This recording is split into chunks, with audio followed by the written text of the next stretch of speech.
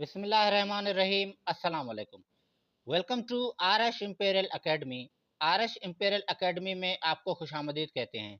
जी दोस्तों, आज इस वीडियो में हम बेसिक इंग्लिश ग्रामर में पास्ट, कंटिन्यूअस और प्रोग्रेसिव टेंस में इंट्रोगेटिव सेंटेंसेस बनाने का तरीका सीखने जा रहे हैं। आज इस वीडियो में मैं आपको बताऊंगा कि पास्ट, कंटिन्यूअस और प्रोग्रेसिव टेंस में इंट्रोगेटिव सेंटेंसेस यानी सवालिया जुमले किस तरह से बनाए जाते हैं, उसका स्ट्रक्चर क्या है, कौन सा स्ट्रक्चर सही रहेगा और कौन से स्ट्रक्चर को इस्तेमाल करते हुए हम सही तरीके से पास्ट कंटिन्यूअस टेंस में इंट्रोगेटिव सेंटेंसेस बना सकते हैं। तो दोस्तों, अगर आपको ये वीडियो आखिर में अच्छी लगी तो लाइक, शेयर और फॉलो ज़रूर कीजिएगा और कमेंट भी ज़रूर कीजिएगा। तो चलते हैं अपने टॉपिक की तरफ। बहुत ही आसान अल्फाज में, बहुत ही आसान तरीके से मैं आज आपको ये सिखाऊंगा कि पास्ट कंटिन्यूअस प्रोग्रेसिव टेंस में इंट्रोगेटिव के सेंटेंसेस किस तरह से बनाए जाते हैं।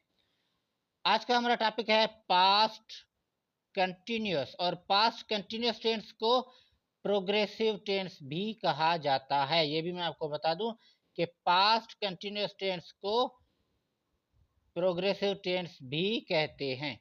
तो दोस्तों, इसमें आज हम सीखने जा रहे हैं इंट्रोगेटिव सेंटेंसेस, मतलब सवालिया जुमले किस तरह से बनाए जाते हैं, कौन सा स्ट्रक्चर इसके लिए इस्तेमाल किया जाता है। तो चलते हैं स्ट्रक्चर की तरफ। सबसे पहले तो मैं आपको इंट्रोगेटिव सेंटेंसेस बनाने का स्ट्रक्चर समझाऊंगा। जैसा कि आपको पता है कि इंट्रोगेटिव सेंटेंसेस बनाने के लिए सबसे पहले जुमले में हमें हेल्पिंग वर्ब्स रखने होते हैं, और पास्ट कंटिन्यूअस टेंस के हेल्पिंग वर्ब्स दो ही होते हैं, एक होता है वाज और दूसरा होता है वर। तो जैसे यहाँ पे स्ट्रक्चर बना हुआ है, जुमले में सबसे पहले आप हेल्पिंग वर्ब वाज या वर रखेंगे। उसके बाद आपने एस यानी सब्जेक्ट रखना है। सब्जेक्ट के बाद आपने वर्ब का फोर्थ फॉर्म इस्तेमाल करना है। फोर्थ फॉर्म यानी आईएनजी वाला फॉर्म जो होता है, इंग वाला फॉर्म जिसको कहते हैं, वो आप इस्तेमाल करेंगे। उसके बाद आपने लास्ट में ऑब्जेक्ट रखना है, और ऑब्जेक्ट के साथ आपने ये क्वेश्चन मार्क ज़रूर लगाना है, क्योंकि इस क्वेश्चन मार्क से ही पता चलता है कि ये जो सेंटेंस है, ये जुमला जो है वो इंट्रोगेटिव यानी सवालिया है। तो दोस्तों, यहाँ पे मैंने सिर्फ दो ही एग्जाम्पल लिखे हैं, और मुझे उम्मीद है कि इन दो एग्जाम्पल से ही आपको समझ में आ जाएगा कि पास्ट कंटिन्यूअस टेंस में इंट्रोगेटिव सेंटेंसेस किस तरह से बनाते हैं। तो यहाँ पे ये एग्जाम्पल मैंने लिखा है।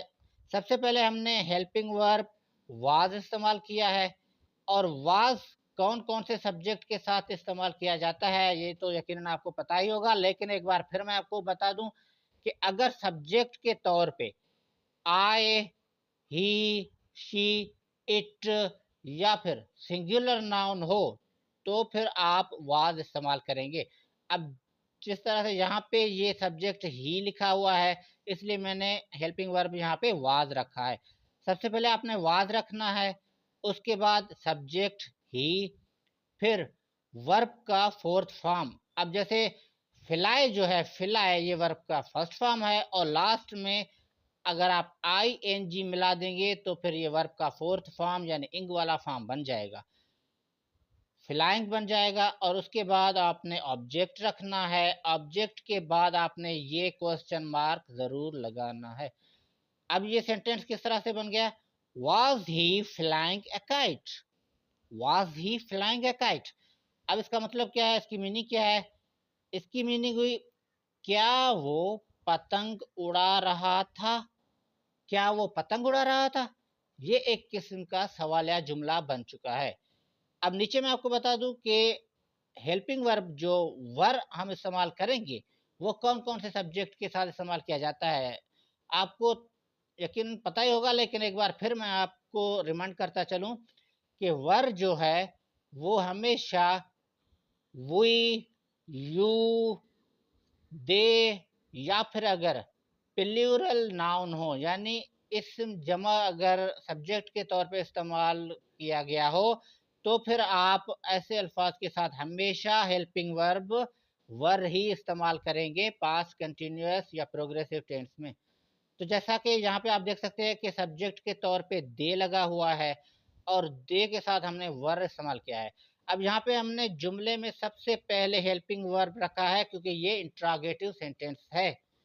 सबसे पहले हमने वर लिखा है, उसके बाद सब्जेक्ट दे और फिर यहाँ पे हमने वर्ब का फोर्थ फॉर्म इस्तेमाल किया है। अब आप देख सकते हैं कि प्ले जो है, सिर्फ प्ले, यहाँ तक ये फर्स्ट फॉर्म है। चूँकि ये पास्ट कंटीन्यूअस टेंस है, तो हमने जो है वो वर्ब का फोर्थ फॉर्म इस्तेमाल करना है। तो प्ले के साथ अगर आप आखिर में आईएनजी अगर इंग मिला देंगे तो ये वर्ब का फोर्थ फॉर्म बन जाएगा। अब ये लफ्ज़ बन गया है प्लेइंग।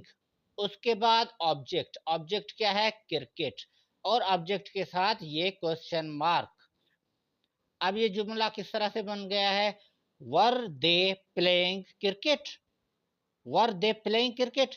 अब इसकी मीनिंग क्या होगी? इसकी मीनिंग अब होगी, क्या वो क्रिकेट खेल रहे थे? सवालिया के तौर पे आप इस जुमले को इस तरह बोल सकते हैं कि क्या वो क्रिकेट खेल रहे थे? अब ये बन गया इंट्रोगेटिव सेंटेंस यानी सवालिया जुमला।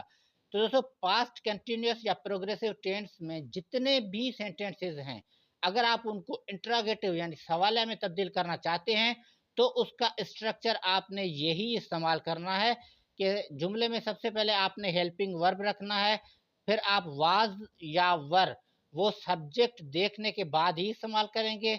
उसके बाद आपने सब्जेक्ट रखना है, फिर वर्ब का फोर्थ फॉर्म, फिर ऑब्जेक्ट और फिर आखिर में क्वेश्चन मार्क लगाकर जुमले को मुकम्मल करना है।